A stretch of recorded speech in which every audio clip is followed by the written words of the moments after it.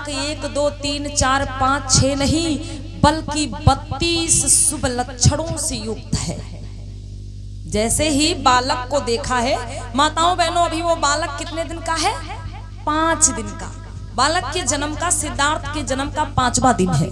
और जब ज्ञानी ध्यानी असित मुनि ने बालक को देखा है अम्मा बहनों, तो ये कहावत कही जाती है क्या कि होनहार बिरवान के होत चीकने पात। असित मुनि ने देखा कि ये बालक 32 शुभ लक्षणों से युक्त है। आज विचार करने लगे असित मुनि जी, मन ही मन चिंतन करने लगे। माताओं बहनों, 32 शुभ लक्षण कैसे आपको बता दें। सिद्धार्थ गौतम का जब जन्म हुआ था तो उनके शरीर में कुछ ऐसे लक्षण दिखाई दे रहे थे, जैसे कि हम लोग फोटो तस्वीर में देखते हैं कि उनके सर पे जूड़ा बंधा हुआ है। ये जूड़ा नहीं है माताओं बहनों। सिद्धार्थ गौतम का जब जन्म हुआ था तो जन्म से ही उनके सर पे मांस निकला हुआ था, लेकिन छापने वालों ने जूड़ा बना दिया। जब सिद्धार्थ गौतम का जन्म हुआ था तो जन्म से ही उनके खोपड़ी पे, सर पे, यहाँ पे मांस निकला हुआ था। उनके जो बाल थे एकदम गुच्छेदार लच्छेदार बाल थे। मस्तक बहुत ही ज्यादा चौड़ा था। भौहें एकदम तलवार के अनुसार थी। आंखों की पलकें एकदम गाय के पलकों के समान लंबी थी। आंखों की पुतली काली नहीं, एकदम नीली थी। उनके जो कान थे बहुत ही ज्यादा लंबे थे। सिद्धार्थ गौतम के मुख में 32 नहीं बल्कि पूरे 40 दांत थे, एकदम सटे हुए, एकदम मिले हुए 40 दांत। और सबसे बड़ी बात तो ये थी कि जन्म से ही सारे दांत निकले हुए थे। उनकी जो जीभ थी ज्यादा लंबी थी, अपनी जीभ से वो अपने मस्तक को छू लिया करते थे। उनके हाथ इतने लंबे थे कि जब वो कुछ बड़े हुए तो एकदम सीधे खड़े होकर के अपने घुटनों को सहला लेते हैं, उन्हें झुकना नहीं पड़ता है, इतने लंबे हाथ थे। और ये जो हाथों के पैरों के उंगलियों के पंजे होते हैं, ये बतख के पंजों के अनुसार झिल्ली नुमा पंजे थे। पैरों के जो तलवे होते हैं वो एकदम बराबर, एकदम समतल। हम आप जैसे कहीं पे पैर रख देते हैं तो आगे का पैर छप जाता है, पीछे का छप जाता है, बीच में खाली रह जाता है। लेकिन सिद्धार्थ गौतम जहां भी पैर रखते थे पूरा पैर बराबर उनका छप जाता था। जो तलवे थे एकदम बराबर। उनका जो शरीर था इतना चिकना था, एक प्रकार से कह सकते हैं कि शरीर पे अगर बालू गिर जाए, मिट्टी गिर जाए तो अपने आप सरक के नीचे आ जाती थी। आज मेरी माताओं बहनों, जैसे ही असित मुनि ने निहारा है बालक को, और बालक के शरीर में जब ये लक्षण देखे हैं, जब ये गुण देखे हैं, तो असित मुनि समझ गए कि ये बालक कोई साधारण बालक नहीं है। ये बालक आगे चलकर जरूर अब अद्भुत बालक होगा। आज ऐसा विचार करके, समझ करके असित मुनि जी इतना खुश हो गए, इतना खुश हो गए कि हंसने लगे मेरे भैया। कैसे कि मुनि बहुत खुशी होता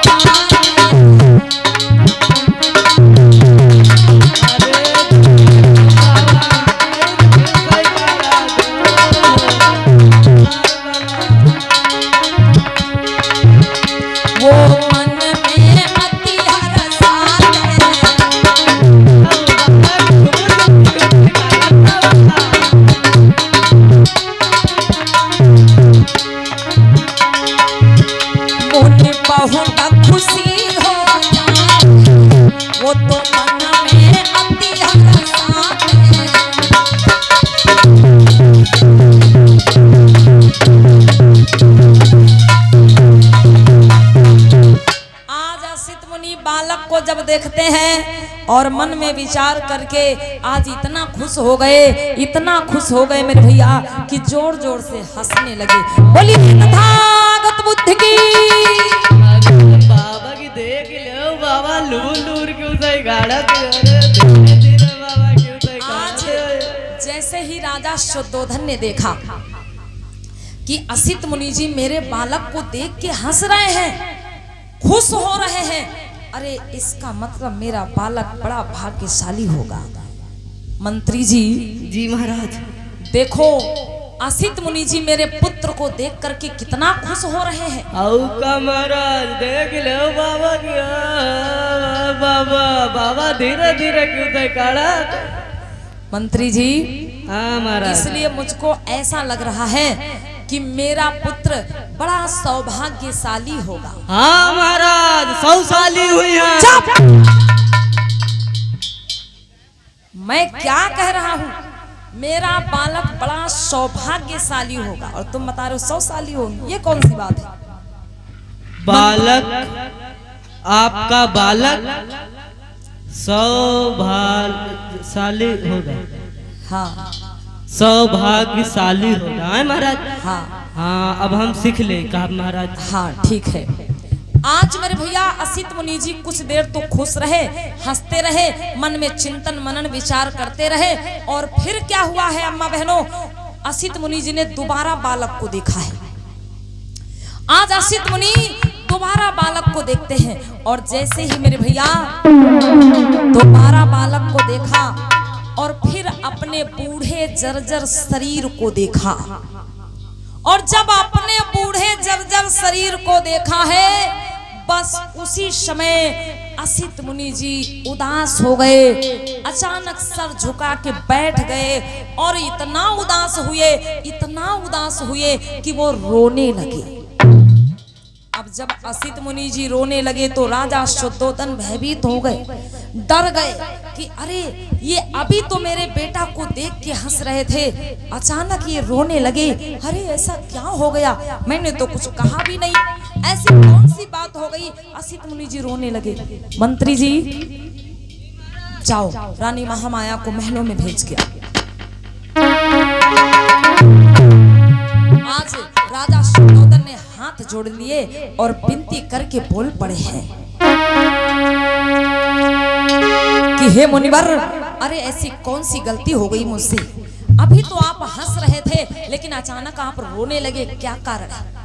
अब विचार करो मेरे भैया, कोई व्यक्ति पहले हंस रहा हो और फिर तुरंत रोने लगे तो कुछ तो उसमें भेद जरूर है।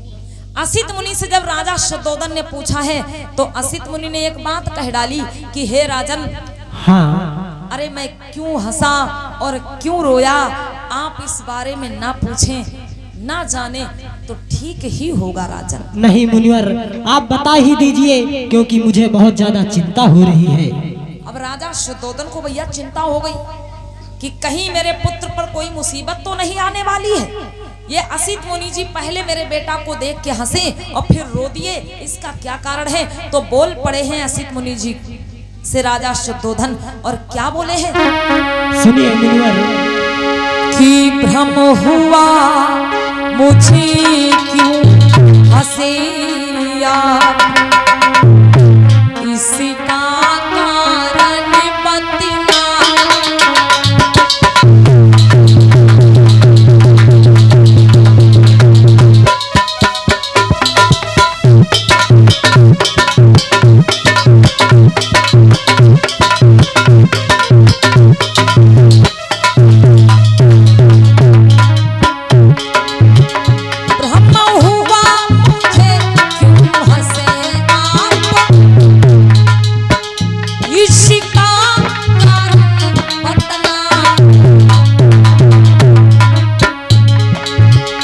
हंसने रोने का भेद है क्या, हे महामुनि समझा।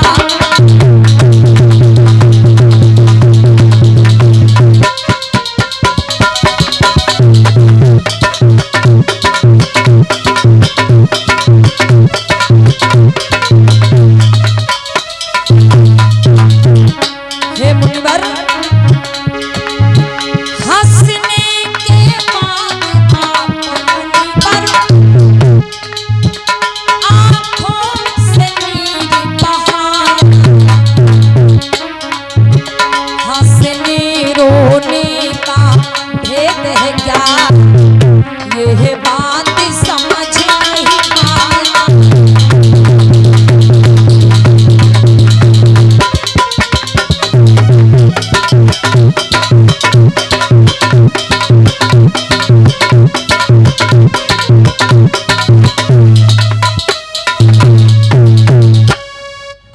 असित मुनि बोल पड़े कि अरे राजा शुद्धोधन, हाँ मुनिवर, मैं बताना तो नहीं चाहता था लेकिन आप ज्यादा प्रयास कर रहे हैं, हाँ। तो मैं पूछ रहा हूँ कहिए मुनिवर। आज असित मुनि बोल पड़े, सुनो राजन, मैं आपके बेटा को देख करके क्यों हंसा और क्यों रोया, आप ज्यादा विनती कर रहे हैं तो मैं आपको बता रहा हूँ। बताइए मुनिवर।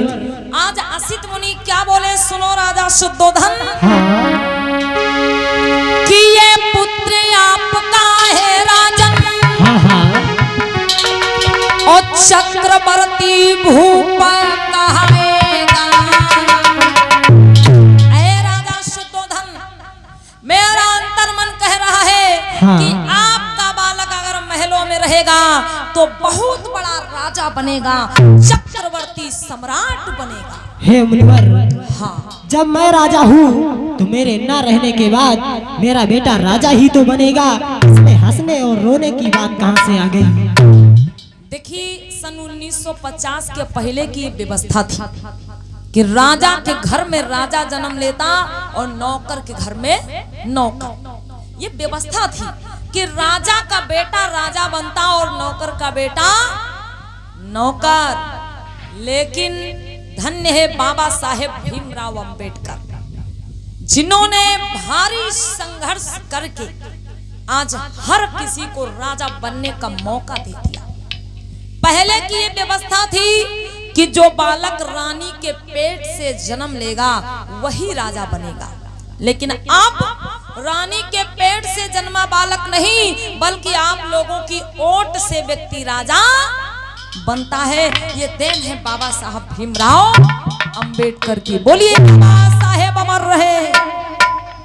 जैसे असित मुनि जी ने कहा कि हमें तो ऐसा लग रहा है कि आपका बेटा आगे चलकर बहुत बड़ा राजा होगा, तो राजा शुद्धोधन बोले कि जब मैं राजा हूं तो मेरा बेटा भी राजा ही बनेगा। लेकिन असित मुनि बोले, नहीं राजन, अभी मेरी बात पूरी नहीं हुई है। अरे पहले मेरी पूरी बात सुन लो, मैं कहना क्या चाहता हूँ। कहिए मुनिवर। कि ये पुत्र आपका है राजन,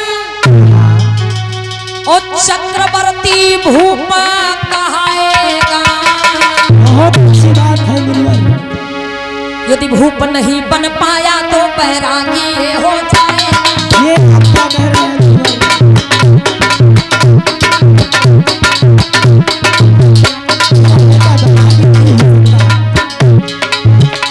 सुनो राजन, हाँ, ये पुत्र आपका है राजन, ये पुत्र आपका है राजन, चक्रवर्ती भूप कहाएगा। यदि भूप नहीं बन पाया तो बैरागी हो जाएगा। नहीं बन पाया।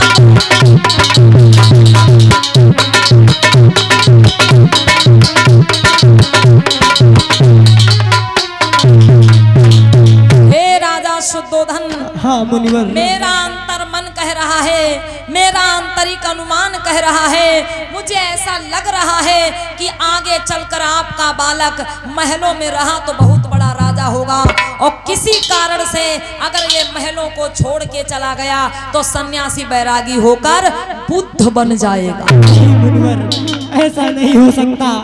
कितने वर्षों के बाद मेरी रानी महामाया के द्वारा एक संतान की प्राप्ति हुई है। अगर जो वो भी सन्यासी व बैरागी हो जाएगी तो आप ही बताइए इस राज्य का अगला राजा कौन होगा मुनिवर? ये कह दीजिए कि आप ये झूठ है। अरे राजन, हाँ, मैं कैसे कह दूं ये झूठ है, क्योंकि मेरा अंतर मन कभी झूठ नहीं बोलता, मेरा आंतरिक अनुमान कभी झूठा नहीं होता। मुझे ऐसा लग रहा है आपके बालक के शरीर के गुण व लक्षण बता रहे हैं, जहां तक आपका बालक आगे चलकर बुद्ध ही होगा। अब असित मुनि जी ने तो स्पष्ट कर दिया कि मुझे ऐसा लग रहा है, मेरा अंतर मन कह रहा है कि आपका बालक आगे चलकर बुद्ध ही होगा। राजा शुद्धोधन बड़े चिंतित हो गए, क्योंकि कोई माता पिता ऐसा नहीं चाहेंगे कि उसका बेटा सन्यासी हो, बैरागी हो जाए। राजा शुद्धोधन ने एक बात और पूछी कि मुनिवर, मेरा बेटा राजा हो या बैरागी, लेकिन एक बात बताइए, इसमें दुख या खुशी हमें होनी चाहिए, लेकिन आप मेरे बेटा को देख के पहले हंसे और फिर रोने लगे, इसका क्या कारण है? तो असित मुनि बोले राजन, हाँ अब आपको मैंने सब कुछ बता ही दिया है, तो ये बात भी आप सुन लीजिए। कहिए। अरे आपका जो बेटा है ना, हाँ हाँ वो तो सिर्फ अभी 5 दिन का है, हाँ लेकिन मैं तो बूढ़ा हो चुका हूँ। हाँ आपका बेटा अभी 5 दिन का है और मैं तो अभी से बूढ़ा हो चुका हूँ। अरे जब तक आपका बेटा बड़ा होकर ज्ञान प्राप्त करके बुद्ध बनेगा, हाँ। तब तक मैं इस दुनिया में जीवित नहीं रहूंगा। जब तक आपका बालक बड़ा होकर के ज्ञान प्राप्त करके बुद्ध बनेगा, तब तक तो मेरी मृत्यु हो जाएगी राजन, क्योंकि आपका बेटा भी 5 दिन का है और मेरी उम्र तो अभी से पूरी हो चुकी, मैं तो बूढ़ा हो चुका हूँ। जब तक आपका बेटा बुद्ध बनेगा, तब तक मैं इस दुनिया में नहीं रह पाऊंगा, तब तक तो मेरी मृत्यु हो जाएगी। मैं इस बालक को बुद्ध के रूप में नहीं देख पाऊंगा, मैं इस बालक की बुद्ध वाणी को नहीं सुन पाऊंगा, इसलिए मैं रोया। ये मेरे रोने का कारण। जब मैंने सोचा कि ये बालक आगे चल के बुद्ध होगा तो मैं हंसा, और जब मेरे मन में ये विचार आया कि इस बालक के बुद्ध बनने तक मैं जीवित नहीं रहूंगा इस दुनिया में, तो मैं रोया। आज राजा शुद्धोधन ने सारी बातें सुनी, फिर मन में विचार किया कि अरे होनी को तो कोई टाल ही नहीं सकता है। फिर बोले हैं कि मुनिवर, आप आसन पर विराजमान होइए, और मेरा आपसे एक निवेदन है कि आज मेरे पुत्र के जन्म का 5वां दिन है, लेकिन अभी तक मेरे पुत्र का नामकरण नहीं हुआ है। ऐसा करिए, आप मेरे पुत्र का नामकरण कर दीजिए, आपकी महान कृपा होगी। असित मुनि जी ने कहा ठीक है, आप तैयारी करो, हम आपके बालक का नामकरण करेंगे। मंत्री जी। जी महाराज। जल्दी से तैयारियां की जाए। हाँ महाराज। और पूरे नगर में ये ऐलान कर दो। ठीक महाराज, आराम कर रहे हैं। मंत्री जी, महाराज, हम आराम की बात नहीं कर रहे हैं, हम कह रहे हैं पूरे नगर में ऐलान कर दो। ऐलान मतलब ढिंढोरा पिटवा दो। हम तब बड़ा खुश हो गए, राम कर हमारे खड़े खड़े पैर फिराला, महाराज की दया आई गई, लेकिन महाराज की दया ना आई है। चला महाराज, ठीक, हम ऐलान कर दे। हाँ, कि आज मेरे पुत्र का नामकरण होने के लिए जा रहा है। हाँ महाराज। और हर कोई नामकरण में शामिल हो। जी महाराज।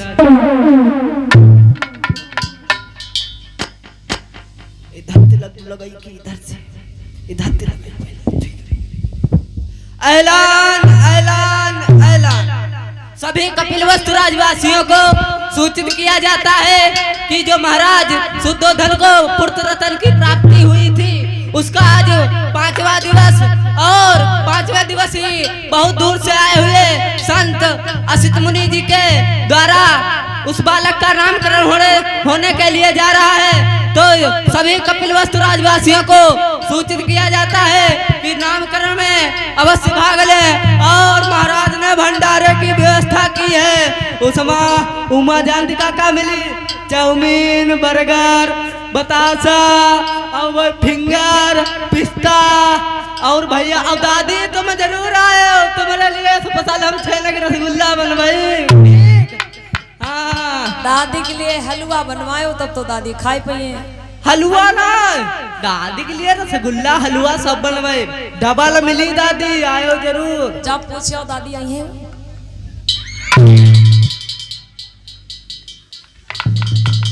दादी,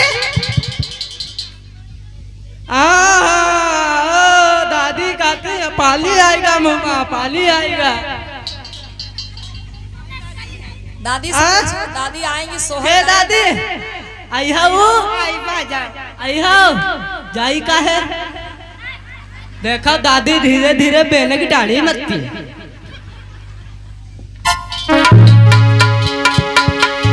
रानी महामाया जी को बुलवाया जाए। जी महाराज। बोलिए तथागत बुद्ध की। माताओं बहनों, तब तक नामकरण की तैयारी हो रही है, तब तक सभी लोग बोलेंगे मिलकर के कुछ शब्द कहना है कि करुणा हो दया बोलो महामाया के छैया की दया बोलो।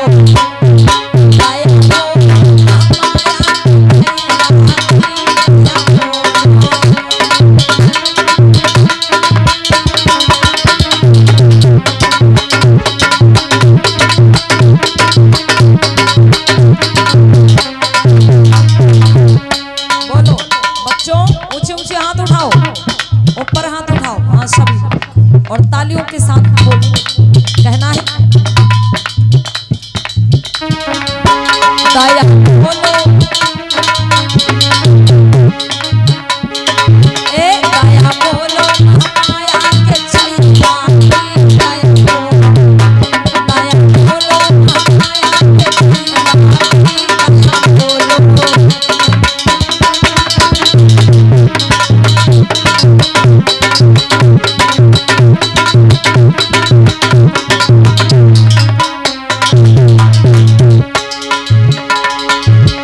करुणा हो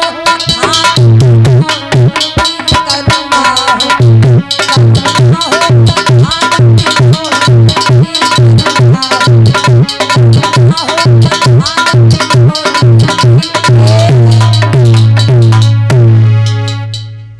मंत्री जी, सबसे ज्यादा प्रसन्नता तुम ही को है, हैं? हाँ, आज कैसे असित मुनि जी बालक का नामकरण करते हैं। आज मुनिवर बोले हैं, सुनो राजा शुद्धोधन। कहिए मुनिवर।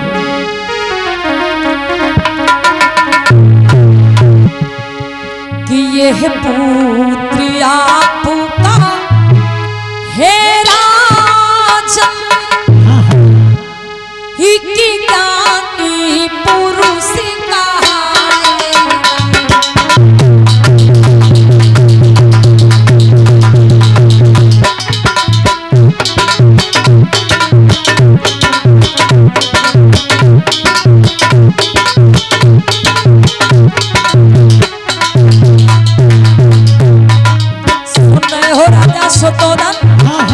सुन रहा हूँ।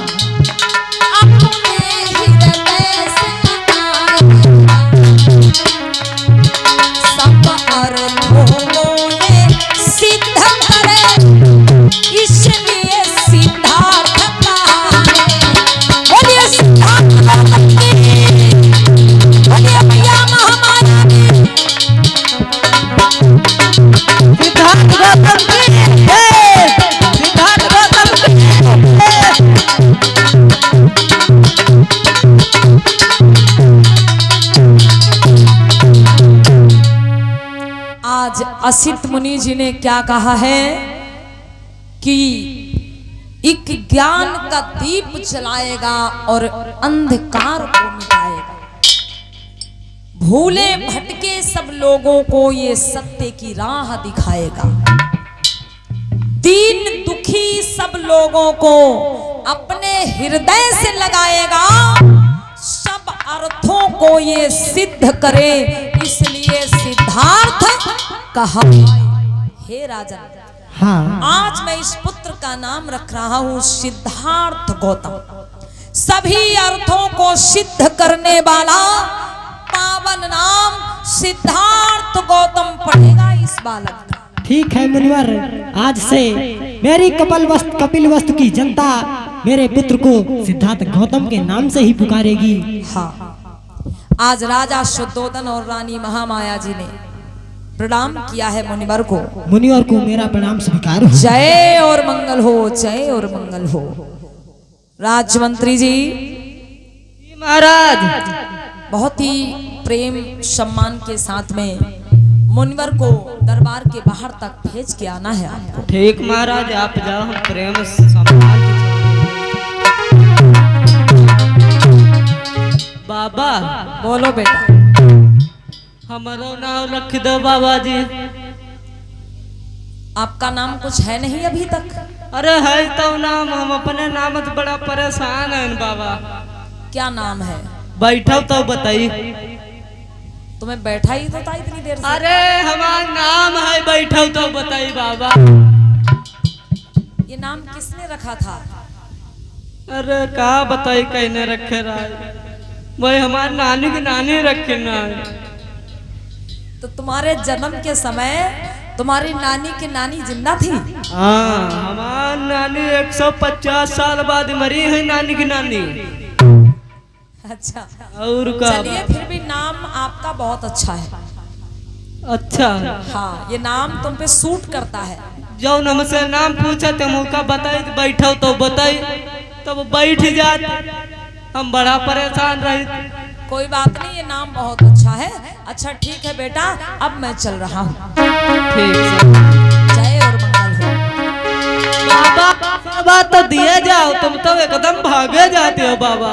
जय मंगल हो, सदा सुखी रहो, सदा कल्याण हो, सदा कल्याण हो।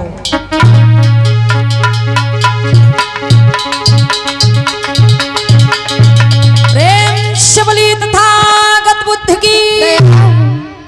माताएं बहने, सिद्धार्थ गौतम का नामकरण उनके जन्म से कौन से दिन हुआ? जन्म के 5वें दिन। और सिद्धार्थ गौतम जब 7 दिन के हुए तो इनके राज्य में कपिल वस्तु महल में एक बहुत बड़ी घटना घट जाती है। और वो घटना ये होती है अम्मा बहनों कि सिद्धार्थ गौतम की जो माता थी, जिनका नाम था, क्या नाम था? महामाया। सिद्धार्थ गौतम की जो माता थी महामाया, वो बहुत ज्यादा बीमार हो जाती और इतना बीमार हुई अम्मा बहनों कि उनकी मृत्यु हो जाती। अब जन्म के 7वें दिन सिद्धार्थ गौतम मात्र 7 दिन के हैं और जन्म के 7वें दिन ही इनकी माता का देहांत हो जाता है। मैया महामाया महापरिनिर्वाण को प्राप्त हो जाती है। अब माताओं बहनों, जब 7 दिन के थे सिद्धार्थ गौतम और इनकी माता का देहांत हो गया तो फिर इनका पालन पोषण किसने किया? मौसी प्रजापति जी ने। कल मैंने कथा में सुनाया था कि राजा शुद्धोधन का जो दूसरा विवाह हुआ और ये गौरिया सेंटर से चल करके माननीय बाबा जी हमारे उपस्थित हैं। आपकी तरफ से 50 राष्ट्रीय मुद्रा हमें भेंट हुए हैं। भाई जोरदार तालियां बाबा जी के लिए। और ग्राम गौरिया सेंटर में लगातार 2 वर्षों से हमारे बाबा जी कार्यक्रम करा रहे हैं। हमारा ही कार्यक्रम होता है और अगले साल फिर है कार्यक्रम। तो एक बार जोरदार तालियां बाबा जी के लिए बजा दीजिएगा। बहुत बहुत धन्यवाद। तो ध्यान दीजिएगा माताओं बहनों कि जब सिद्धार्थ गौतम 7 दिन के थे तब उनकी माता महामाया का देहांत हुआ। और जब माता महामाया का देहांत हुआ तो उनका पालन पोषण किसने किया? मौसी प्रजापति गौतमी ने। किसने पालन पोषण किया? मौसी प्रजापति गौतमी जी ने। क्या नाम था उनकी मौसी का? प्रजापति गौतमी। तो ये असित आगमन की गाथा आप सब लोगों ने देखी, श्रवण की और शेष चर्चा आप लोग रात्रि में सुनेंगे, श्रवण करेंगे। ए बच्चा क्या कर रहे हैं? कहाँ तैयारी है? अब झांकी यहाँ खत्म हुई तो वहां देखोगे, उठा के लटका देंगे पांडाल में।